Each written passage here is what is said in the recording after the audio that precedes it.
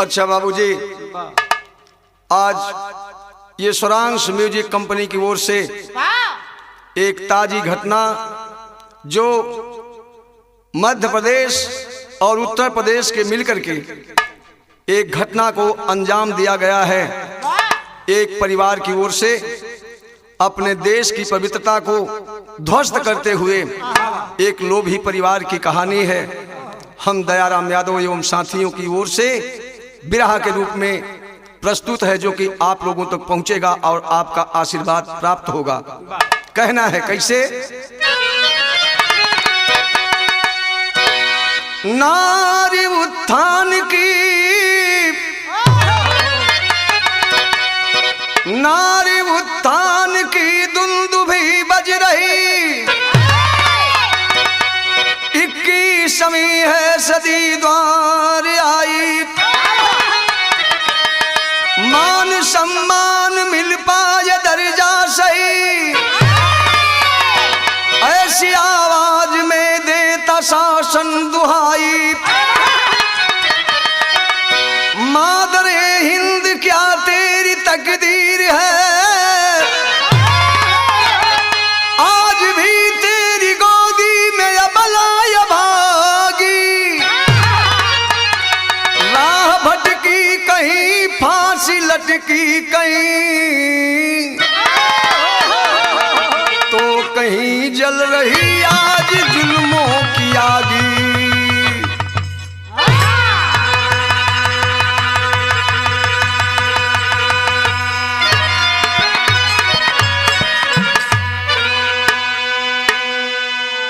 कितना सुंदर भाव कवि ने दिया है कि राह भटकी कहीं, फांसी लटकी कहीं, और कहीं जल रही आज जुल्मों की आगी। जुल्म की आग कहाँ जलती है, कहाँ तक जाती है। गजल के अंदर भाव देवल गल कौनी गजल के लाइन में मुन्ना?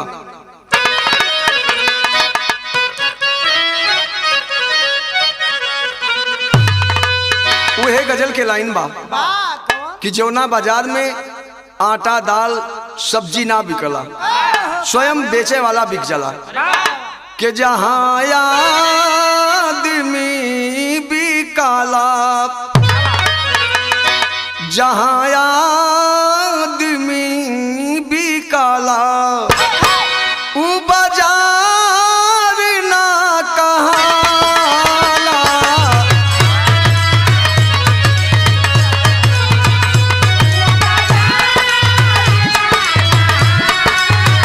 जिया हो जिया प्रेम बेटा तई समर के।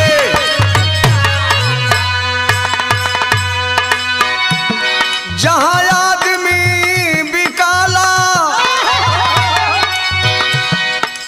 उ बाजार ना कहाला हो। के जो डूब गया किनारे, जो डूब गया किनारे, मझधार ना कहाला।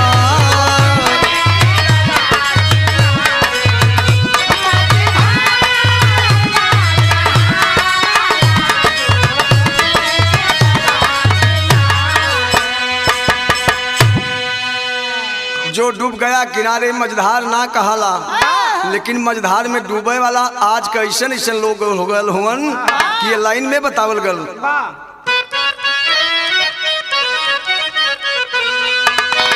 कवि की कलम संकेत करती है, सवाल करती है उस ऊपर वाले से जिसने दुनिया को रचना के अनुसार रचित करके इस सृष्टि में धरती पर भेजा है। कैसे? कि ये खुदा ये तेरी दुनिया, ऐ प्रभु ये तेरी दुनिया, किसी और जा रही है।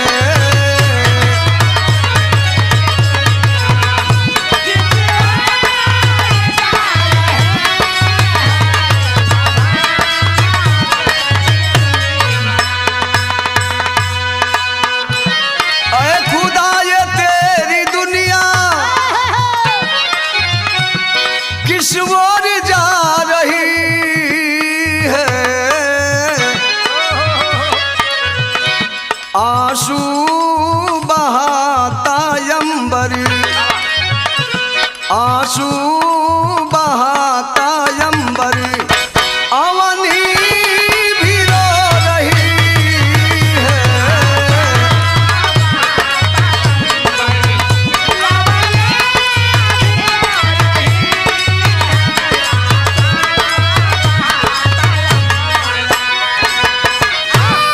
ऐसी दशा को देख करके कवि जी अपने देश की पवित्रता और विशेषता लिखत हुन कि हमारे हिंदुस्तान देश कैसन हो, कैसन रहल, का लिखत हुन नजम के अंदर भाव देवल गल।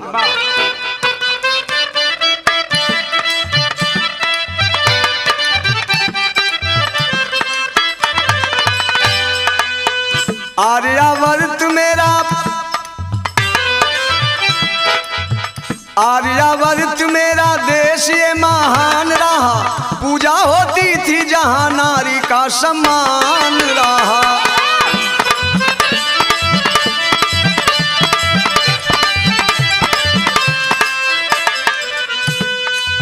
यहीं पे रामायण गायत्री और गीता थी, यहीं पे रामायण गायत्री और गीता थी, यहीं थी दुर्गा और सावित्री और सीता थी।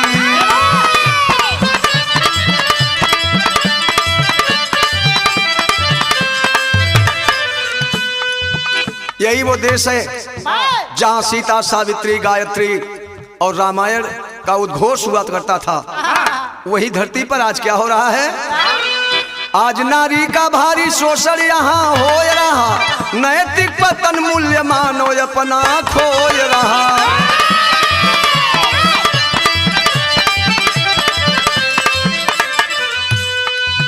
अभागी अबला की,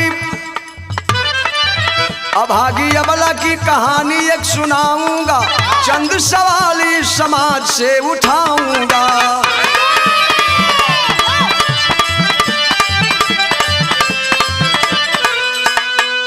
प्रकृति की वेदना संवेदना क्यों बनती है?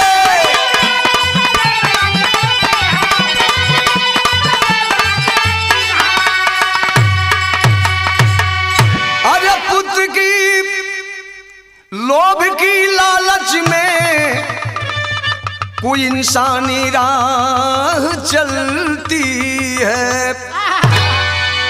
लोभ में, लालच में इंसान अपने फर्ज और कर्तव्य से क्यों मुकर जाता है? ऐसी ही कहानी के प्रस्तुति बा, कहानी के समझ लेवल जाए। कहानी एकदम शीशा के नियर साफ साफ झलक जाई। खमारडीह गांव, थाना गढ़वा, जिला सिंगरौली, प्रांत मध्य प्रदेश की ये घटना है, जिस खमारडीह गांव में एक बड़ा ही गरीब परिवार, जिस परिवार के मुखिया का नाम बताया गया प्रहलाद विश्वकर्मा जी, अपने परिवार में मालिक की ओर से उन्हें जो मिली थी दौलत, जो दौलत हर इंसान के लिए बड़ी कीमती होती है, चाहे बेटी हो चाहे बेटा हो। सुनने वाले बाबूजी, भैया जी गौर करेंगे, उस गरीब प्रहलाद विश्वकर्मा के पास में मालिक ने 5 बेटियों को जन्म दिया था। 5 बेटी के पीछे छठवें फूल के रूप में उस परिवार में उस पिता के पास एक पुत्र की प्राप्ति हुई, जिस पुत्र का नाम छत्रधारी बताया गया। वो 5 बहनों का छत होके पैदा हुआ था। अभी बारी बारी से वो बाबू प्रहलाद गरीबी में गुजारा करते हुए अपनी बेटियों को पढ़ाना लिखाना, सारी शिक्षाओं से परिपूर्ण करना, बारी बारी से 4 बेटियों की शादी भी कर चुके हैं। 5वीं बेटी है जिस बेटी का नाम सीता रखे हैं। सीता 11वीं कक्षा की छात्रा है।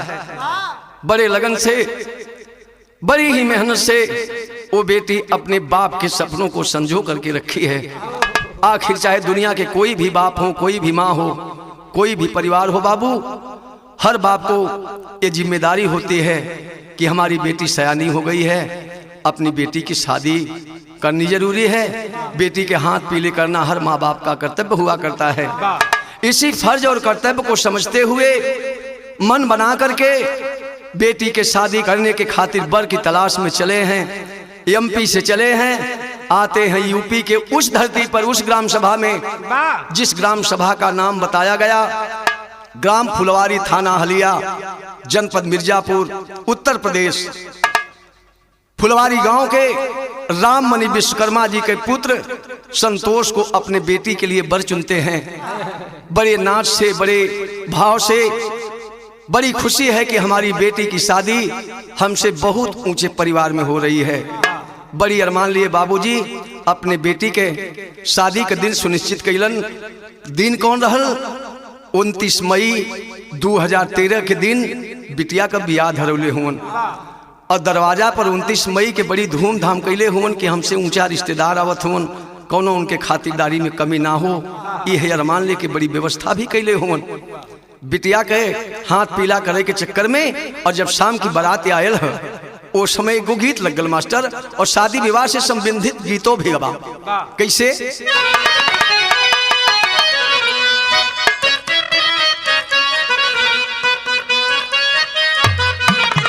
ओ हो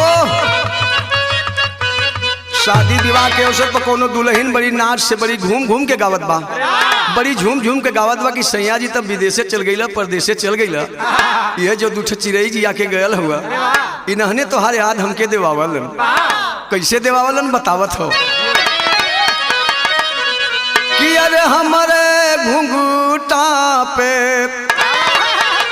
के हमारे घुंघूटा पे बैठे मैना चिरई उड़वले से नहीं उड़ हो।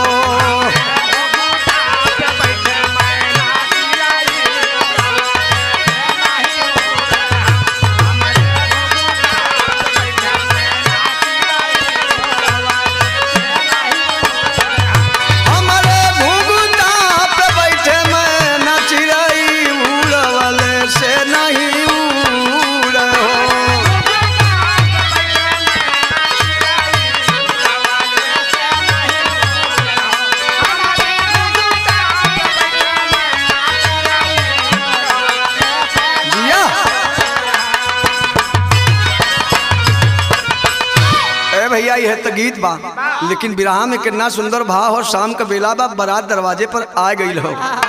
बाबूजी जौन की प्रथा हो कि छाता दिखावल जाला बारात के, तब बारात जनवासा से उठ के दुआरे पर जाला और दुआरे पर जब बारात गई हो बाराती दिखले हुन अपने समधी राममणि के जाके हाथ से हाथ मिलौला और दुल्हा के छाता दिखौला और बारात दुआरे के ओर चलल हो। वो समय का भाव हो कैसे कि अरे बाबू दुआरे, अरे बाबू दुआरे बरतिया बोलवले सजवले सुघर सपना।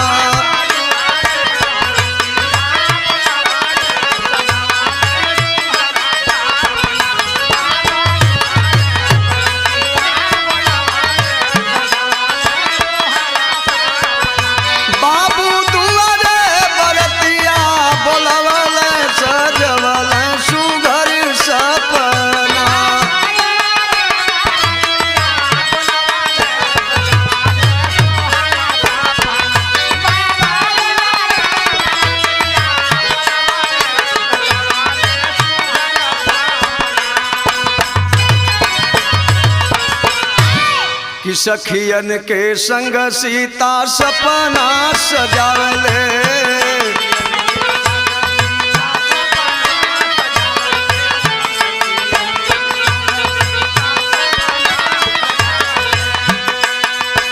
कैसन पति देवा हुए मारो माँ बनावे।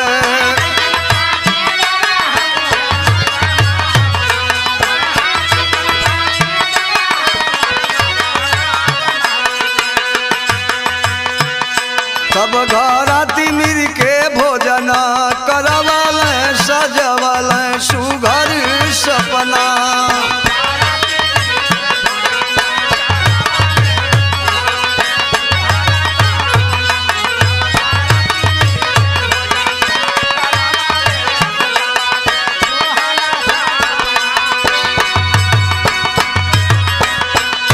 ए भैया जैसे कि हर बाप मतारी का कर्तव्य होला कि दरवाजे पर बारात आयल हो, कोनो भी बेटी का बाप हमेशा ही चाहला कि अपने बेटी के ससुराल वालन के बारात में हमरे समधी के साथ में जितना भी लोग आयल हुवन केहू के कोनो प्रकार का दिक्कत ना हो। गांव को तमाम लोग सब मिल के मर्यादा के देख रेख में बड़ी धूमधाम से व्यवस्था कैलन, भोजन पानी करौलन, जल जलपान करौलन। धीरे धीरे समय बीतत गयल और आ गल समय मड्डम में दुल्हा और दुल्ही साथे बैठल हुवन। विवाह का कार्यक्रम चलत बा, एक तरफ मंगल गीत होत बा तो एक तरफ बारात पक्ष से बारात का लोग आनंद उठावत हुवन। कैसे बाबू? यहाँ गीत बदल गल मास्टर, तनी से कोनो रसिक गीत लग गल, तनी मिजाज से कोनो गीत बजा के आवा।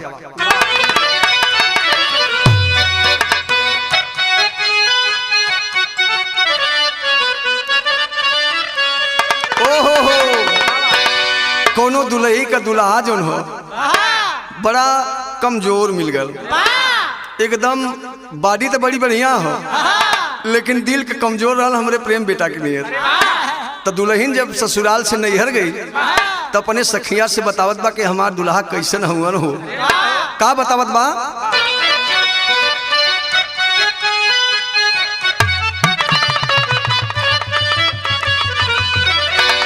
ये सैया लइका नियर सूती जाल कोरा में, कि सैया लइका नियर सूती जाल कोरा में, दिया के अजोरा में ना।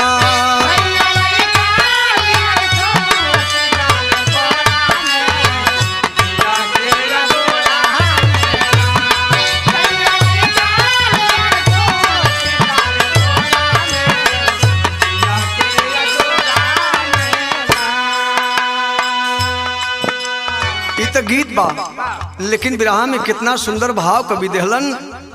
एक बेटी अपने बाप के घर में, एक बेटा अपने बाप के साथ में आया है, सिर पे सेहरा सजा के दुल्हन के साथ में बैठा है मंडप में।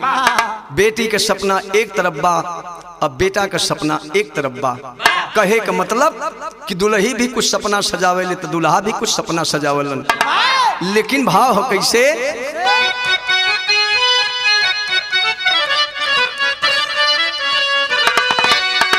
कि साथ फेरा लिहल सिंदूर मांग सजाई के।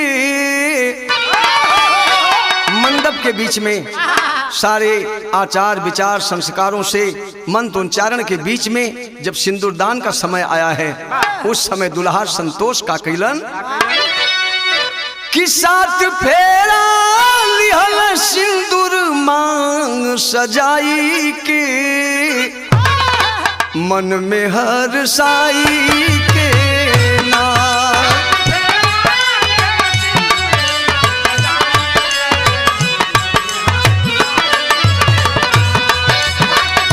बहुत अच्छे, बहुत अच्छे।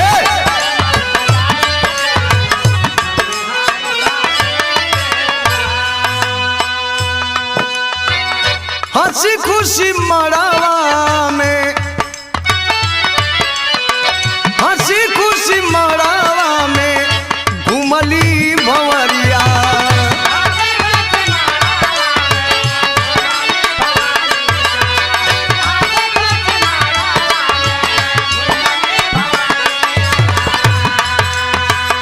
कोहबर में गईली जबकि, कोहबर में गईली जबकि गाँव के गुजरिया।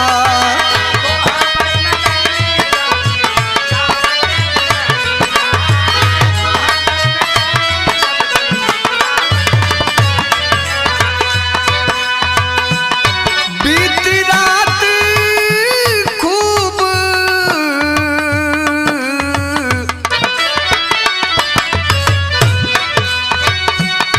बीती रात खूब दिल खुश मनाई के, घर अइले लियाई के ना।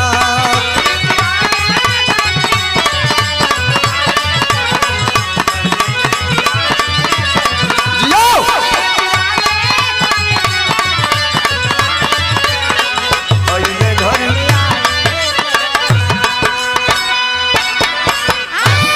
बड़े हंसी खुशी से रात बीतल है। ए बाबू, दुल्हन अपने बाप को घर छोड़ के आज एक बेटी पराई होके अपने स्वामी संतोष के घर आई है फुलवारी गांव में। जहां उनकर सासू परीक्षण कह के बड़े प्रेम से अपने बहू के घर में ले गईली। तो केहू का बिटिया होखे बाबू एक बार बाप मतारी छूटल तो ओ बेटी के ससुराल में जीवन बीती, ये अभिलाषा तो होले, विश्वास होले, भरोसा होले, लेकिन फिर भी बचपन से जन्म दे के पाले वाले बाप मतारी का कष्ट कोनो बेटी के दिल से इतना जल्दी ना गुजर जाला बाबू। दिन भर रोध होके बितौलस, कुछ खाना पीना ससुराल के लोग करौला। रात भइल है, जब रात भइल है तो हिंदी रीत रिवाज के अनुसार सुहाग शेष पर बैठी अपने स्वामी के इंतजार कर रही है। और स्वामी जी के जब आवे का बेला भयल हो, उस समय गीत बदल गल मास्टर। कौन गीत बदल गल?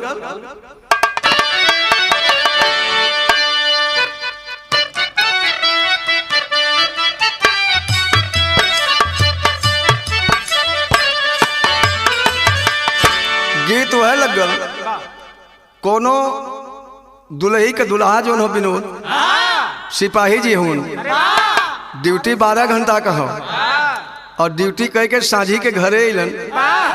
दुल्हन थोड़ा झटका में रही, खाना कुछ 19 बन गल। तो कैला का सिपाही जी, हमरे रामोद भाई भी सिपाही हूं, तो उनकर बात ना बताओ थी, हम सिपाही का बात बताओ थे। मिजाजी होलन लोग का कहलन है कि अरे रतिया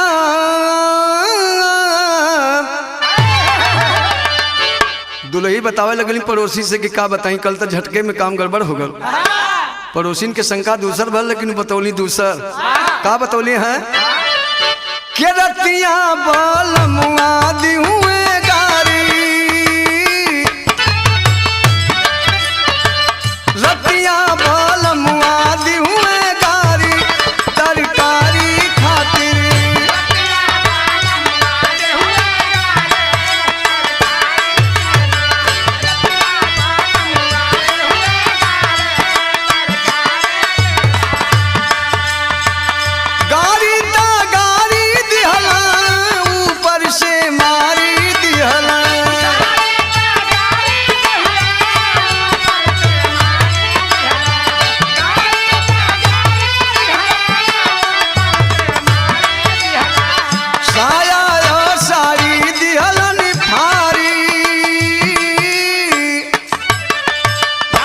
बात आगे गड़बड़ हो, बड़ा गलत चीज फट गए। लेकिन भाव हो गीत के छोड़े बाबू, भाव परा में सुहाग सेज पर बैठी इंतजार कर रही अपने स्वामी संतोष के। एक सीता नाम की कल की बेटी आज इस घर में बहू बन के बैठी है। हमारे स्वामी आएंगे, स्वामी की पूजा करूंगी, स्वामी से अपने दिल की बात कहूंगी। सभी सपनों को संजोए बैठी इंतजार कर रही है। तब तक स्वामी के आने की आहट हुई है, चारपाई से उठती है, सोच रही है। क्या सोच रही है?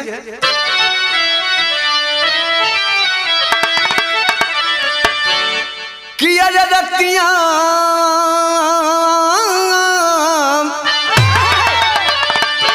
वाह, दो अनजान जीवन के एक मिलन की बेला है। रतिया में अइले जब सांवरिया,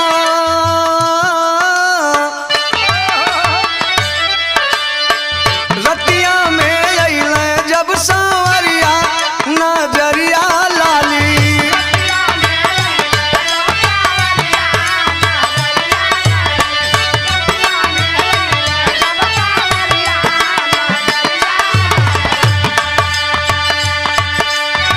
झुक के चारनिया छुअली, मन के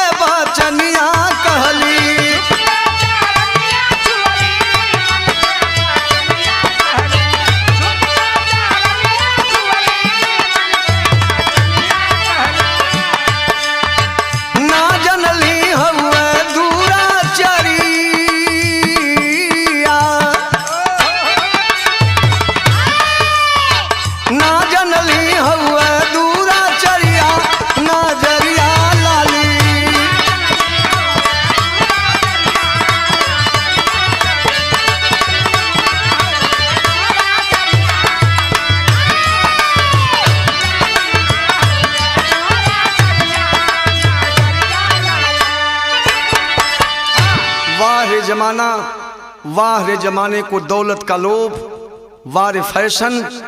आज एक बेटी अपने स्वामी के चरण छू रही है, हाथ जोड़ करके खड़ी है, वो भी घूंघट में, सोच रही है कि हमारे देवता हमारे घूंघट को उठाएंगे, मुझसे प्रेम की बात करेंगे। लेकिन वो कमीना धक्का दे करके उसी चारपाई पर ढकेल देता है। बेचारी फिर खड़ी होती है, कहती है कि स्वामी, हमारे बाबूजी और माँ कभी कभी आपस में बात करते थे तो ये कहा करते थे कि सभी हमारी बेटियां अपने घर पे सुख से रह रही हैं, सबसे सुखी हमारी सीता रहेगी। क्या हमारे माता और पिता यही हमसे धोखा किए हैं स्वामी, या आप बदल गए हैं? जब स्वामी कहकर के पुकारती है बाबूजी, सुहाग रात में ही वो कमीना खींच के थप्पड़ मारता है उस सीता के गाल पर। कहती है कि हाय हो हमारे राम, अगर मैं सीता हूं तो आप हमारे राम हैं। क्या यही दस्तूर हुआ करता है? मैं तो नहीं जानती थी स्वामी, लेकिन आज हमने जान लिया कि सुहाग रात क्या होती है। भला बताइए, हमसे कोई भूल हुई है? क्यों नहीं हुई है? तेरा बाप सकल समाज के बीच में हमारी मर्यादा से खिलवाड़ कर दिया। कहा था कुछ और कर दिया कुछ। तब बिटिया बहन केहू कहूं बाबू, अपने नैहर के, अपने मतारी बाप के शिकायत उनसे कब्बों बर्दाश्त ना हुई। यह बेटी और बेटा में अंतर हो ये पंचो। इंसान दौलत के चक्कर में, रुपया के चक्कर में, अपने लोभ में बस के कुछ भी कर दे, लेकिन एक बेटी अपने उस दर्द को दिल में संजोए अपने स्वामी के चरण के नीचे बैठ गई। वो बैठा है चारपाई पर, वो चारपाई के नीचे बैठ करके जैसे राम के सामने हनुमान बैठे हों। किसी तरीके से वो रात बीत गई। सुबह हुआ, 3 दिन 4 दिन तक वो बेचारी ससुराल में रही, कोई बातचीत नहीं। जाती है फिर मायके के लोग जब लिवा गए नैहर में, वहां जाकर के सारी बातों से अवगत कराती है। अपने सहेलियों के सौजन्य से, अपने सहेलियों के माध्यम से अपने पिता प्रहलाद के कानों तक ये आवाज वो बेटी पहुंचाती है। बिटिया का आवाज सुनलन सीधा साधा गरीब परिवार का मुखिया बाबू प्रहलाद विश्वकर्मा जी अपने दुल्हन से कलन की बिटिया हो, समझाए दा, समय के पाए के सब कुछ ठीक हो जाई। ए बाबू दूसरी बार आई, कैसनो समय बितौलस बेटी 11वीं की छात्रा है। फिर जुलाई में एडमिशन करौलस इंटर के। 12वीं कक्षा में अपन एडमिशन करौले बा, पढ़ौले बा, पढ़त बा, मन लगा के अपने बाप का सपना संजोए के रखब। अगर सरकार से कुछ सहायता मिल जाई, हम पास हो जाई, तो हमरे स्वामी का भी जौन भूख बा सरकार से सहायता मिल जाई, अपने स्वामी के वो सपना के पूरा कह दे। बाबू समझावे कि बिटिया हो, तुहार घर हुए हुई, दुआर हुए हुई, परिवार तुहार हो, दुख सुख तो जीवन के साथ हवाला, जीवन के साथ है जाला बेटी।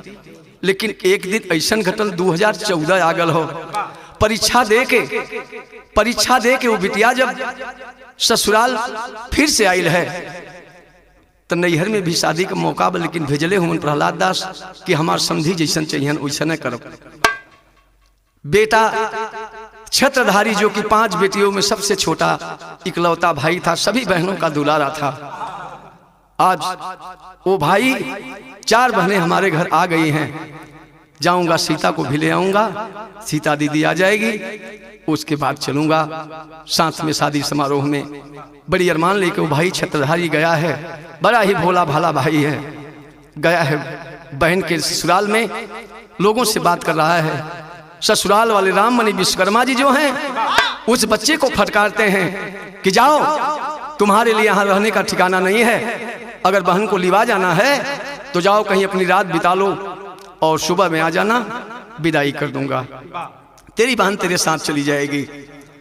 भाई बहन से मुलाकात करके जाना चाह रहा है, लेकिन बहन जब सुनलस कि माँ भैया जात हो, तो कौन ऐसा बहन होई अपने मौत के अपने सामने देखत बा, अपने पीठ का छोटा भाई के बाबू अपने आंख के सामने से जाए दई। बहन भैया का पांव पकड़ के एक ठे बात कहत बा कि भैया मत जा, मत जो बाबू मत जो। लेकिन भाई बाहर निकल के आल कलश की बाबूजी सुबह में विदाई हो जाए ना। हाँ जाओ, विदाई हो जाएगी। अरमान लेकर के चला गया अपने दूसरी रिश्तेदारी में। इधर रात को सभी कमीने ससुर, सास, ननद, देवर और खुद उसका पति जो कल मांग में सिंदूर डाला था, आज कसाई बन के सभी एक साथ उस बेचारी सीता पर टूट पड़े हैं।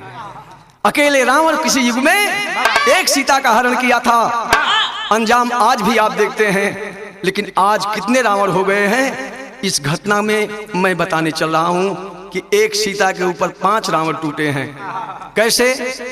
कह रही है जमीन पर पटक दिए हैं, रस्सी बांधना चाहते हैं, हाथ पांव बांधना चाहते हैं, किसी तरीके से अपने स्वामी का पैरिए पागल पैर पकड़ के कुछ कहत बा। का कहत बा? यहाँ एक लाइन गीत लग गल मुन्ना।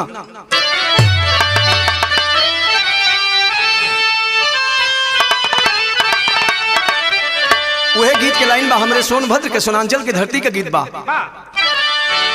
के कहवा तुम्हारा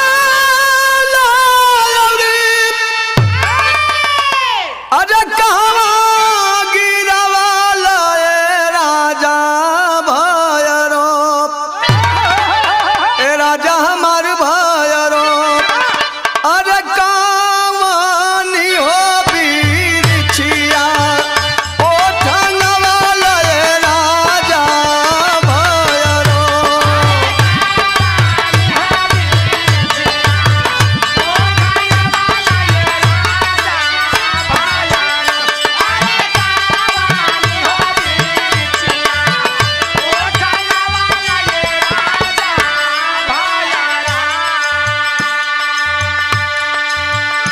अपने स्वामी का गोड़वे पकड़ ले हो छटपटात या, लेकिन अपने स्वामी संतोष के नजर से नजर जो ही मिलल है। इधर करुणता भरल हो सीता के आंख में, लेकिन लाली भरल हो संतोष के आंख में। नजरिए से नजरिया मिला के कहत हो कि स्वामी जोन चाहत हुआ कह दे बा, तोहार धांगनी है। एक ठे हमार बात सुनला स्वामी, एक ठे बात सुनला। सबके घर में बहन बेटी होली, ऐसा ना हो आपके साथ, लेकिन हमके छोड़ दा, जीवन जाके नैहर में बिता ले स्वामी, फिर आपको बोझ बन के ना आई। हमरे जान के मत मारा। कल हमार भैया आइन, हमार लाश देख के हमरे बाप के बुढ़ाई भी खराब हो सकेले, लेकिन ये को कसाई मनल ना बाबू, बिलखत हो और कहत हो। का कहत हो?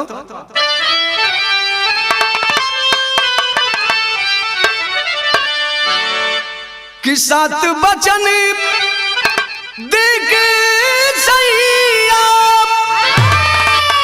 अरे घुमल 7 भंवरिया हमारे सजना, हमारे सजना, अरे अपने हाथ से सिंदूर मांग सजवला हमारे सजना।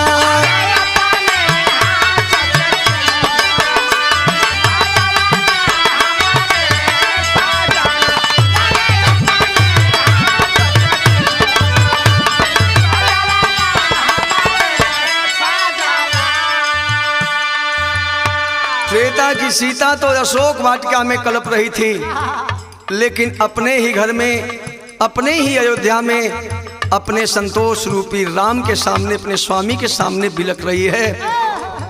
लेकिन उसकी कौन सुनने वाला है? हाय रे निर्दयी समाज, हाय रे निर्दयी इंसान। कह रही है अग्नि के साक्षी मानी दुल्हन बनावाला,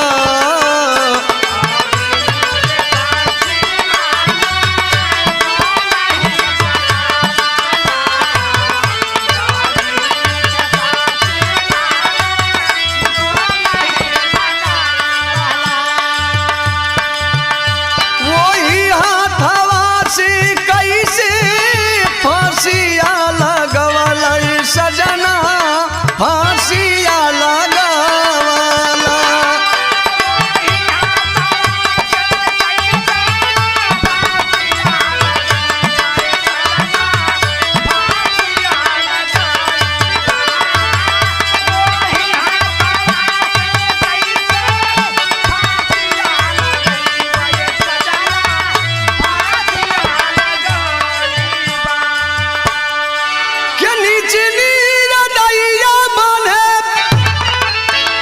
अरे छत से रसरिया हमारे सजना, अरे जवने हाथ में लिहला आज रसरिया हमारे सजना।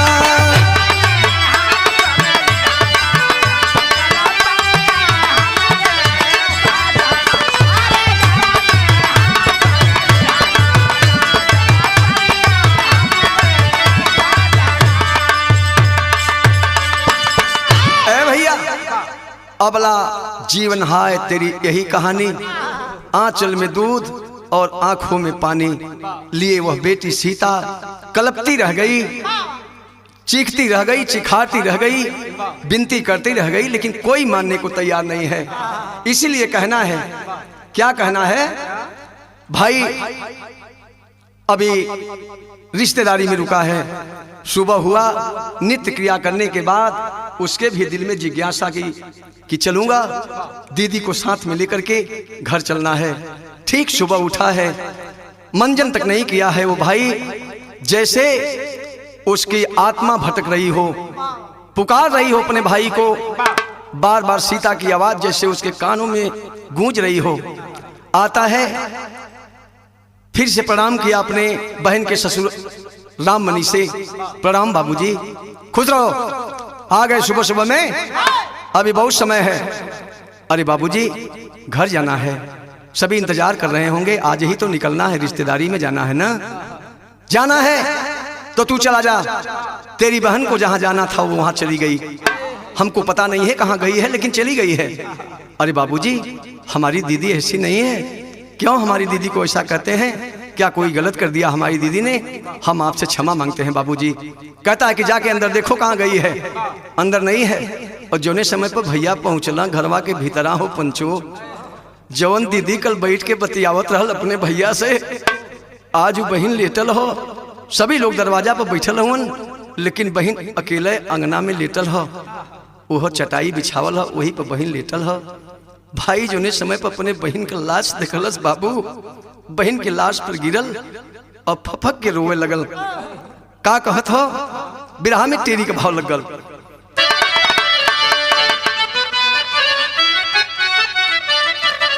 हाय निर्दयी जमाना, जोने दुल्हन के इतना खर्च करके इतनी धूमधाम से लोग जालन, दुल्हन के लिए आया वालन, कितना खुशी का वातावरण होला, लेकिन आज एक दुल्ही के साथ कौन दस्तूर भल और एक दुल्ही अपने ही दुल्हा के कैसन लगल है, बतावल गल। के जहरवा भाई पिया की दुल्ही, जहरवा भाई पिया की, हो जहरवा भाई पिया की दुल्ही, अबला हुई अभागी फांसी के उपहरवा।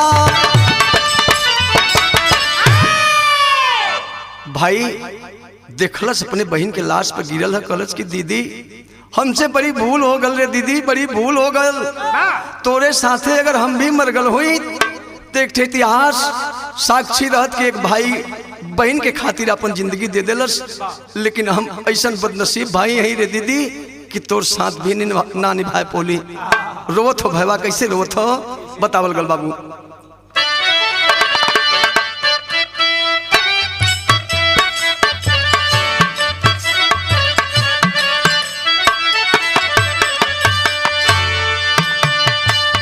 लसिया पे गिरी के रोए, लसिया पर गिर के रोए, छोटका वीरनावा हो, लसिया पे गिर के रोए, छोटका वीरनावा हो, गइलू बहिना बिसराई हो।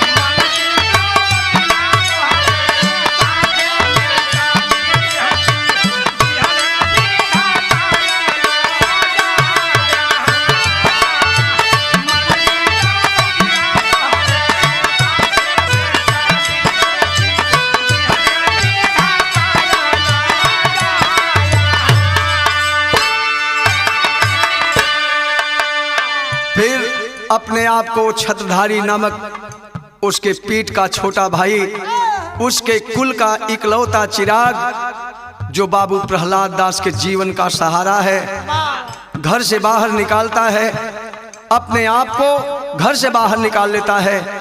घर के पिछवाड़ा साइड में जाके अपने बाबूजी के प्रहलाद के फोन कैलस कि बाबूजी बहन ते दुनिया में ना रहल, हमार ई मर्जी करत बा कि अगर हमसे कोनो भूल हो जाई बहन के वियोग में ए बाबूजी तो 4 गो बहन बाटिन सन, बहन के साथ में अपन जीवन बिता लिया। बाबू आप लोग दूर हुआ, हम ये बहन के लाश के बगल में बैठ के अपन समय बितावत हैं। जल्दी करें बाबूजी, आप यहाँ आइए, नहीं तो मेरे साथ भी कोई घटना घट सकती है।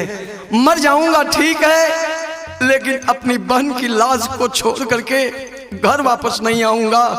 अगर आप लोग विलम्ब करेंगे तो कुछ भी मेरे भी साथ हो सकता है, जो भी होगा सहलूंगा, लेकिन छोड़ के नहीं आऊंगा। नैहर में जब भाई के द्वारा खबर मिलती है, बिरहा में पहपट लग गल।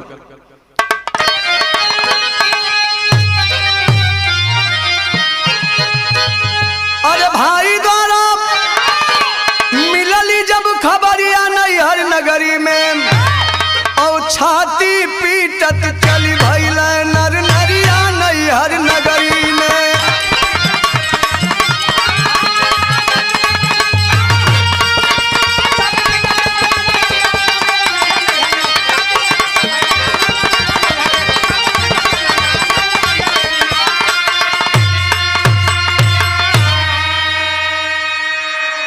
आए हैं बाबू प्रहलाद जब बेटी की ससुराल हो, राम मनी तब डांट के बोले कोई है बुरा हाल हो। अरे तुम्हारी बिटिया लगा लिया फसरिया नैहर नगरी में, तुम्हारी बिटिया लगा लिया फसरिया नैहर नगरी में, और छाती पीटत चलल सब नर नरिया नैहर नगरी में। बाबू प्रहलाद जो ने समय पर सुनलन हो बाबू अपने बेटी का मौत, भाग के चल देलन। भागत भागत खमारडीह से 40 किलोमीटर का रास्ता तय कैलन। सुबह में भाग के आयल हुवन। आवत आवत बाबूजी करीब 4 बजे पहुंचल हुवन राममनी के दरवाजा अपने बिटिया के ससुराल में। हाथ जोड़ के अपने समधी के पांव पर आज भी इंसानियत देखें बाबू, एक रिश्ता क्या होता है, एक आदमी का फर्ज क्या होता है। कुछ भी कैलन, हमारे बेटी का ससुर हुवन, पांव पे गिर के कहलन कि समधी भैया का भइल, कैसे ही सब हो गल, जाओ अपनी बेटी से पूछ लो, तुम लोगों का चेहरा मैं नहीं देखना चाहता, और जितनी जल्दी हो सके यहां से भाग जाओ। कई बार जब यही फटकार लगाता है बाबू, तो आखिर एक गरीब के सामने कौन ऐसा व्यवस्था बा आज के जमाना में, आज के शासन और प्रशासन के दम पर, पूंजीपतियन के दम पर करीबन के कौन कौन दशा होत बा।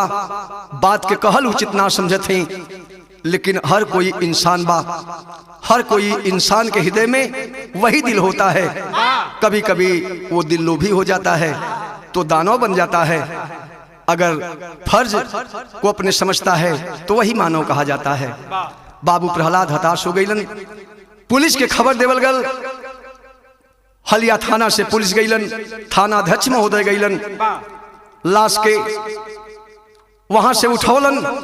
सोचने की बात है कि प्रत्यक्षदर्शियों ने बताया कि उस समय हलिया थाना के थाना अध्यक्ष महोदय उस दमंग परिवार के हाथों क्या हुए क्या नहीं हुए मैं ये नहीं कहूंगा, इतना जरूर कहूंगा उस गरीब बाप प्रहलाद से पोस्टमार्टम के नाम पर थाना अध्यक्ष महोदय ने दस्तखत करवा लिया, और पोस्टमार्टम के नाम पर दस्तखत करवाने के बाद सुलहनामा करार दे दिए।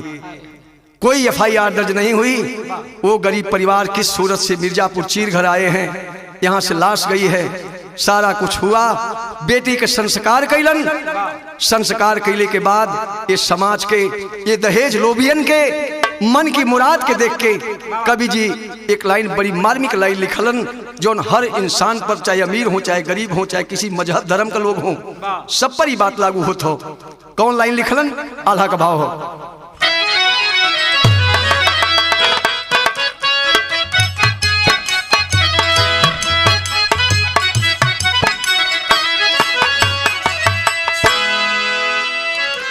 कि प्रिया प्रिया पराई नहीं, अरे जाना है लोगवा बाबू।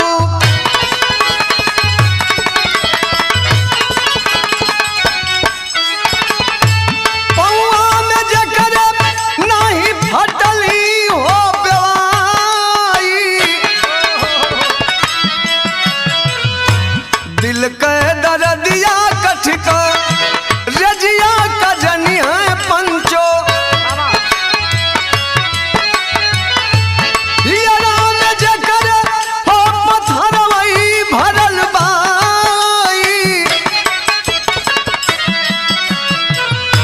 ऐ दहेज के लोभी, ऐ दौलत के चाहने वालों, ऐ किसी की बेटी के जला देने वालों, कान खोल करके सुनो।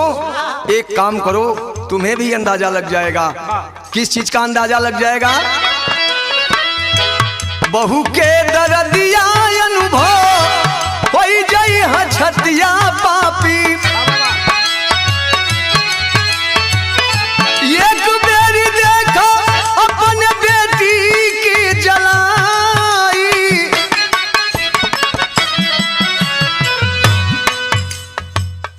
हलिया थाना बीच रपट लिखाने फिर से।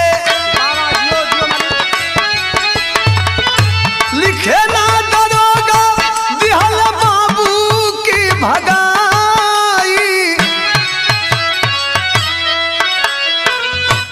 डीएम के सन्मुख मिर्जा पूर की सहरिया आइल। 22 दिन के बाद गई रपटिया जब लिखाई,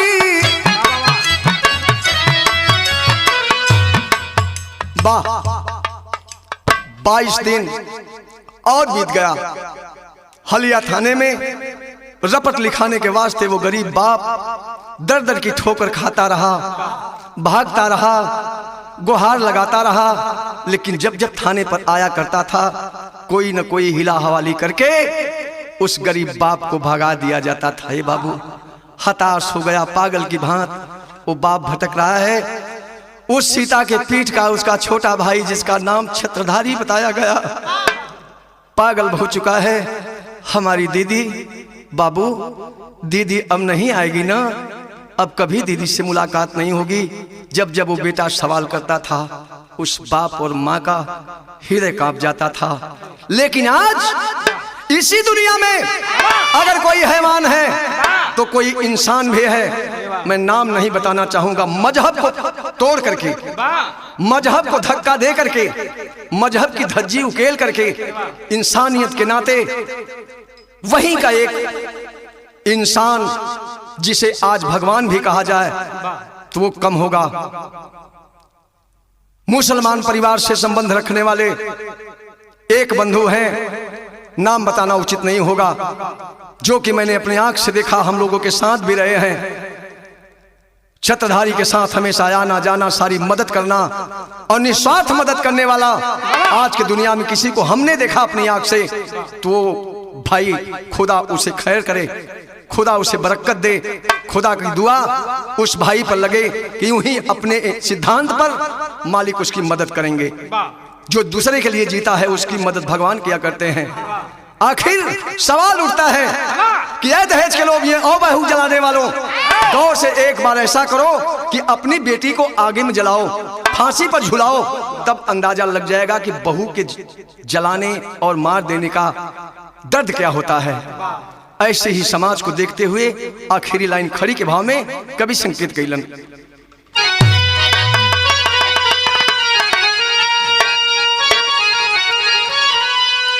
नारी क्या है, नारी की परिभाषा क्या है?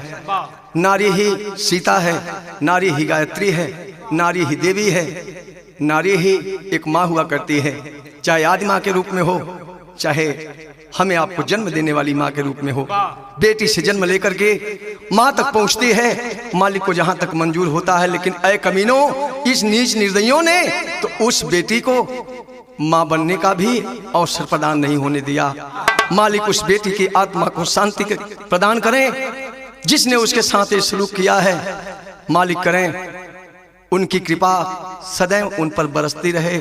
सबको मालिक ही देखता है, सबके कर्मों का फल मालिक ही देता है।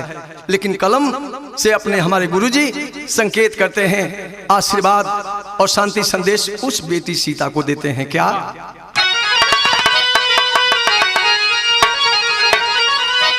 किया नारी की गरिमा, अब नारी की गरिमा। बेटी तुम्हारी आत्मा को शांति प्रदान करे मालिक। आज नहीं कल ये जमाना बदल जाएगा, यह तेवर बदल जाएगा हर लोगों का।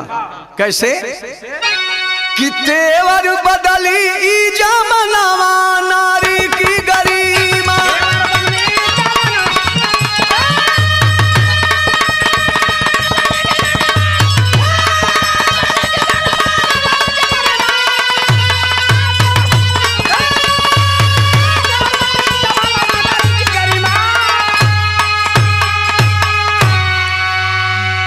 आज के समाज में उस बेटी को मालिक शांति प्रदान करें। अगर किसी को पति बनना है, ससुर बनना है, सास बनना है और देवर बनना है तो कैसा बनो, ये हमारे गुरुजी की एक कलम संकेत करती है, समाज के लोगों को संदेश देती है। क्या देती है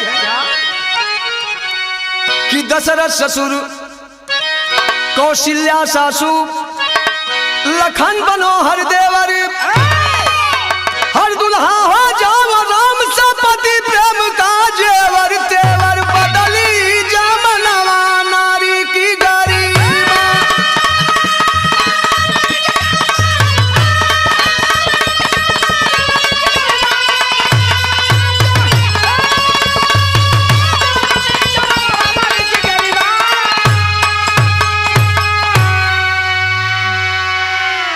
ऐसी कहना है, ऐसा नहीं होना चाहिए जैसा कि लोग कर दिया करते हैं।